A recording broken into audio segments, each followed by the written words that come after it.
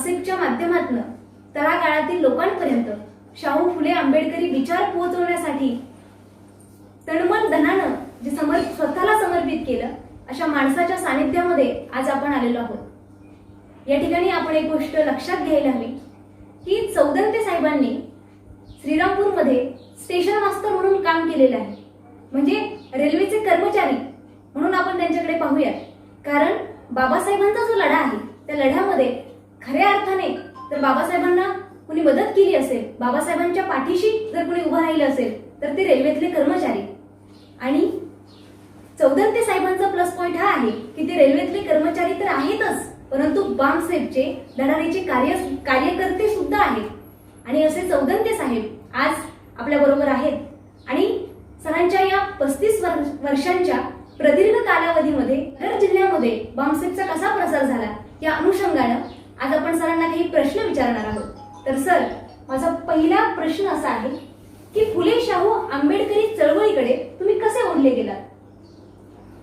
मी रेल्वेत दौंडला जेव्हा होतो तेव्हा लांजेवार साहेब म्हणून तेही रेल्वे एम्प्लॉई, त्यांच्या माध्यमातून कांशीरामजी आणि खापर्डे साहेबांची भेट झाली। तेव्हा त्यांच्या चर्चेतून स्पष्ट झालं की हे फुले शाहू आंबेडकरांच्या चळवळीचं काम करणारी माणसं। आणि काही दिवसानंतर मग कांशीरामजीनं सांगितलं की कारण मी तिथून ट्रान्सफर करून ह्या सेक्शनला आलो, दोन मनमाड सेक्शनला, तेव्हा कांशीरामजी बोलले की बा आम्ही त्या एरियात जाऊन आलोय, श्रीरामपूर नावाचा तालुका आहे, तिथं 5 वेळेस आम्ही गेलो पण आम्हाला काही रिस्पॉन्स मिळाला नाही आणि बामसेफचं काही तिथं त्या ठिकाणी काहीच होऊ शकलं नाही। तुम्ही तिकडे चाललात तर तुम्ही नगर श्रीरामपूरला जेएनयू हा शब्दही आम्हाला ऐकायला मिळाला नाही, तर तुम्ही गेल्याच्या नंतर बामसेफ ही चळवळ त्या ठिकाणी रुजवाल, तुम्ही रुजवली पाहिजे। मी म्हटलं मी तर एकटा नाही, बोलले एकटा काय, तुम्ही आता केडर आहे तर एक केडर 10,000च्या बरोबर असतो, तुम्हाला काही मदत लागली तर तुम्ही आम्हाला बोलवा, दौंडवाल्यांची मदत घ्या, पण तुम्ही श्रीरामपूर आणि नगर जिल्हा येत्या 6 महिन्यात स्टँड करून दाखवा, स्टँड केला पाहिजे।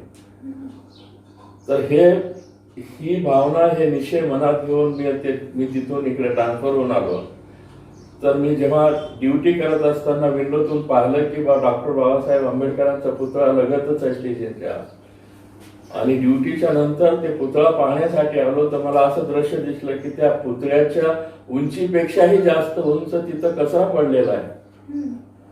तेव्हा तिथल्या लोकल लोकांना म्हटलं की बाबासाहेबांच्या पुतळ्याजवळ इतका उंच कचरा टाकतात नगरपालिका, तुम्ही काहीच ऍक्शन नाही आहे। रेल्वेवाले म्हणायचे की ती जागा आपल्या रेल्वेची नाही आहे, नगरपालिकेच्या हद्दीतली आहे आणि आपण काही करू शकत नाही, नगरपालिकेला कितीही सांगा ते लोक काही लक्ष देत नाही। पण मला काही राहवलं नाही।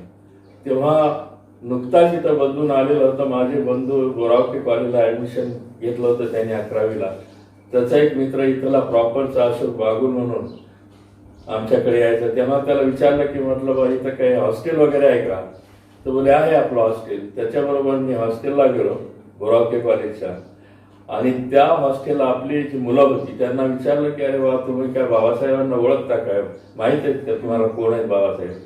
तेव्हा साहेब असं काय विचारतं, त्यांच्यामुळेच तर आम्हाला शिक्षण मिळते। अरे मग म्हटलं मूर्खांनो तुम्हाला कसं कळत नाही, बाबासाहेबांच्या पुतळ्यापेक्षाही जास्त कचरा तिथं टाकलेला आहे आणि तुम्ही गप्पा बसलेले। बोले साहेब खेड्यातले लोक आम्ही सरळ हॉस्टेलला येतो आणि त्यामुळे आम्ही स्टेशनकडे कधी जात नाही, बरं आम्ही काय करावं हे तुम्ही सांगा। तेव्हा मी त्यांना सांगितलं की 2 कागद घ्या, कार्बन टाका आणि एक अर्ज लिहा आणि त्याच्यात 2 अशा ओळी टाका की जर हा कचरा अर्ध्या तासाच्या आत उचलला गेला नाही तर आम्ही नगरपालिका आणि पोलीस स्टेशन जाळून टाकू, याची जिम्मेदारी तुमच्यावर राहील आणि त्याच्यावर सह्या करा, बोगस का असेना पण 100-200 सह्या करून टाका। तेव्हा अशोक बागुल नावाच्या मुलांनी लीड घेतला, ते 2 कागद घेतले, सायकलवर आले, एक पोलीस स्टेशनला दिला आणि एक नगरपालिकेत। नगरपालिकावाल्यांनी काही वाचलं नाही पण पोलीस स्टेशनला मात्र ते वाचल्या गेला। त्याच्यात ते अंडरलाईन केलेलं जेव्हा पोलिसांनी पाहिलं की अरे मुली इथं तर दंगल होणार आता, हे विद्यार्थी तर पेटून उठलेले आणि दंगल बोले हे नगरपालिकावाले काय मूर्ख आहेत का? तिथं कसं काय टाकतात? तेव्हा पोलिसांनीच जेव्हा नगरपालिकेला दम दिला, तुम्ही जर हा कचरा नाही उचलला तर तुमच्यावर आम्ही फौजदारी करू म्हणून, तेव्हा अर्ध्या तासाच्या आत तो कचरा उचलला गेला. आणि तेव्हापासून मला वाटलं की बा इथं काहीतरी होऊ शकते. मग आता मी विचारात पडलो की बा 6 महिन्याच्या आत नगर जिल्हा उचलायचं, इथं तर काहीच नाहीये. आंबेडकरी चळवळीचं नामोनिशाण दिसत नाहीये. मग मी एक धम्म मित्र मंडळ म्हणून रेल्वेच्याच एम्प्लॉईचं स्थापन केलं. त्यांच्या माध्यमातून एक भजन पार्टी लावली रात्रभर आणि सगळीकडे पॅम्पलेट वाचले. जी भजन पार्टी फर्स्ट येईल तिला 511 रुपये बक्षीस डिक्लेअर केला आम्ही. हरेगावची भजन पार्टी त्यावेळेस जिंकली, त्यांना ते बक्षीसही दिलं. म्हटलं जातं की 1 वर्षांचं नियोजन करायचं असेल तर अन्नधान्यांचं उत्पादन घ्यायचं, 10 वर्षांचं नियोजन करायचं असेल तर झाडं लावतात, पण 100 वर्षांचं नियोजन तुम्हाला करायचं असेल तर माणसं पेरली जातात. आणि ही माणसं तुम्ही या बामसेफच्या माध्यमातून पेरली. आणि म्हणून ज्या महामानवाला आपण खरं तर विचारांमध्ये आणलं पाहिजे, ज्या महामानवाचे विचार आपण स्वीकारले पाहिजे, तो महामानव श्रीरामपूर सारख्या नगरीमध्ये तत्कालीन काळामध्ये कचऱ्याचा मोठ्या ढिगाऱ्यामध्ये बाबासाहेबांचा पुतळा होता.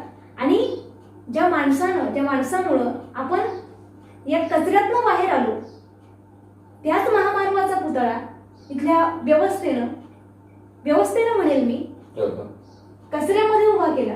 आणि त्यासाठीची तुमची चळवळ आणि त्यामध्ये तरुणांनी तुम्हाला केलेली मदत ही जाणून घेताना आणि सरांच्या या 35 वर्षांच्या प्रदीर्घ कालावधीमध्ये बामसेफचं काम, त्यांची या बामसेफच्या कार्यामध्ये भूमिका आणि नगर जिल्ह्यामध्ये बामसेफचा कसा प्रसार झाला.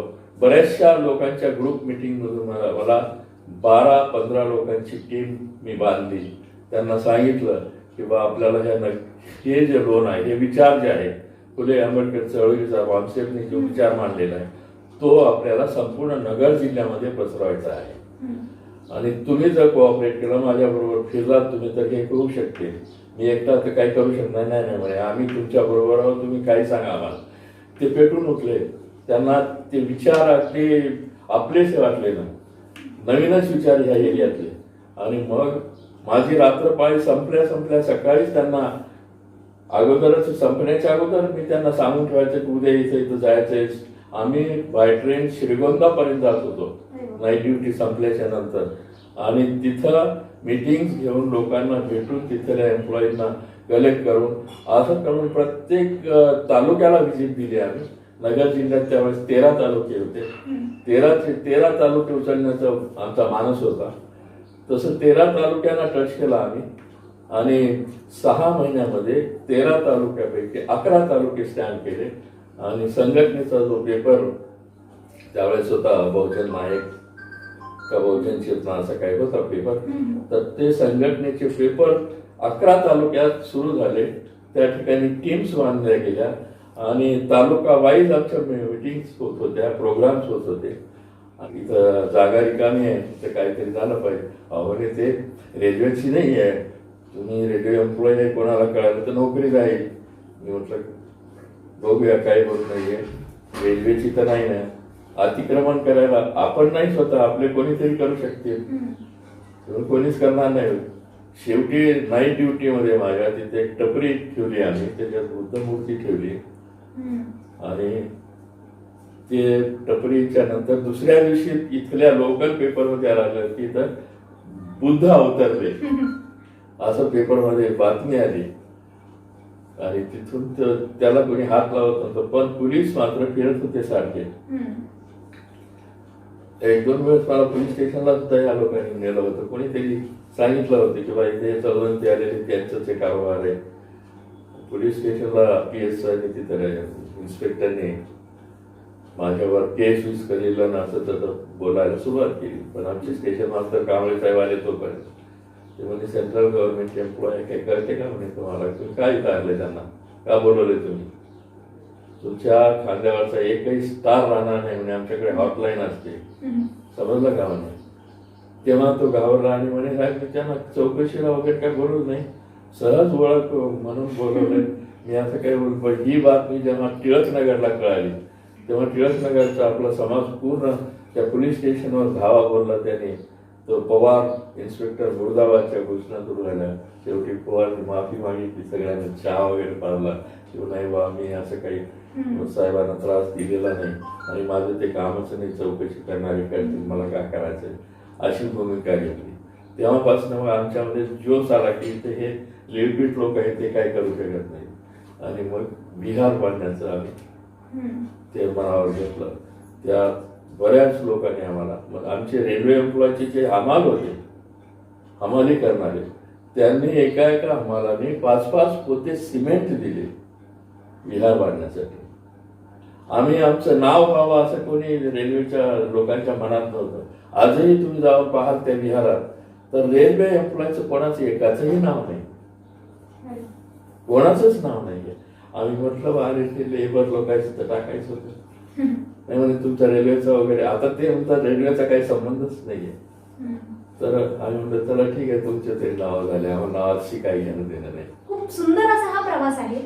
आणि तुम्ही म्हणताय तसं नगरमध्ये, श्रीरामपूरमध्ये व्यापक स्वरूपामध्ये बामसेफनं काम केलं आणि म्हणून बाबासाहेबांचे विचार तळागाळापर्यंत इथे मोठ्या प्रमाणामध्ये आपल्याला पोहोचलेले दिसत आहेत. अनेक कार्यकर्ते उभे राहिलेत आणि हे निष्ठावंत कार्यकर्ते आजही अगदी सक्षमपणे फुले शाहू आंबेडकर श्रीरामपूरमध्ये, नगरमध्ये रुजवण्यासाठी प्रयत्न करतात.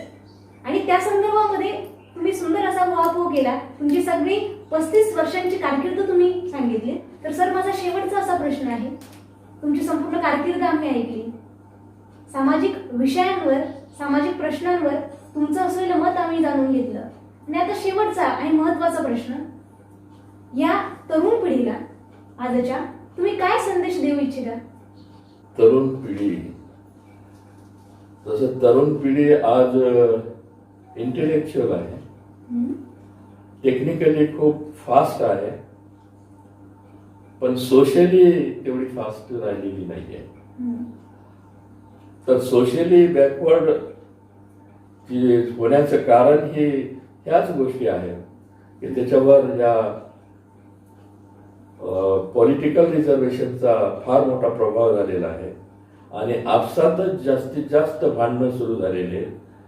आम्ही कितीही शेड्यूल कास्ट मधले जरी जाती असो 117 का काय, त्यांच्यामध्ये एकोपा राहिलेला नाही आणि त्यांच्या विचारातही एकोपा राहिलेला नाही. तेच आपल्या शेड्यूल कास्टचेच लोक शेड्यूल कास्टचेच पाय ओढत राहिलेले आहेत. सध्याही तीच अवस्था आहे.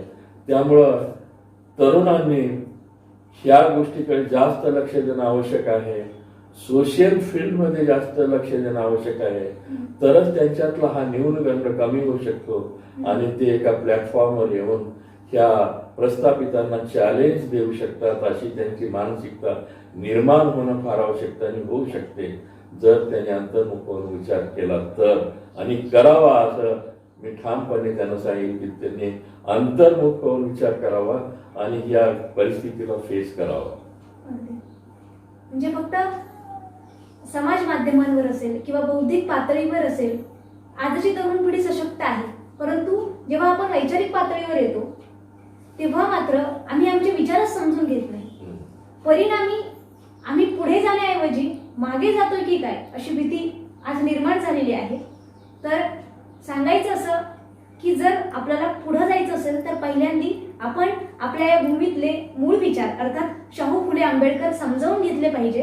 कारण आपला पाया म्हणजेच हे विचार आहेत. आज चौदांते साहेबांनी आपल्याला वेळ दिला, हे बहुमूळ विचार आपल्यापर्यंत पोहोचवले. साहेब मी आपले आभार व्यक्त करते की तुम्ही हे विचार समाज माध्यमांच्या माध्यमातून आपण अनेकांपर्यंत पोहोचवू.